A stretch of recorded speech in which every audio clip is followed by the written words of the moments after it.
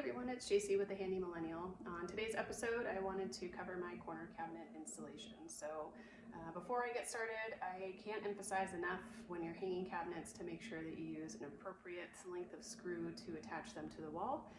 Also be aware of where plumbing and electrical are.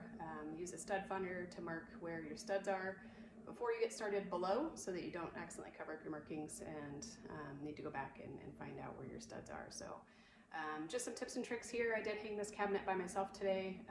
It's usually good to have someone help you, especially with large bulky cabinets like a corner cabinet. But if you don't have anyone, you can see I attached a piece of lumber to the wall here, which I'll leave as an extra brace and cover it with a spice rack or something later.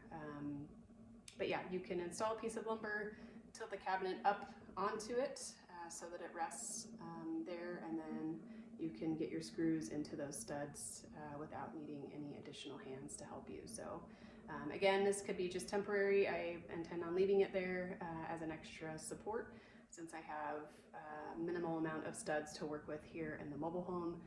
There are studs on this back wall, but not on this wall here. So I'll need to find an alternative solution to make sure that the cabinet is able to bear weight after installation. So if you don't use long enough screws, chances are once you load the cabinet, it's going to tear out of the wall and cause a giant mess and disaster down the road. So in this particular case, there is the brace here that I built with some lumber.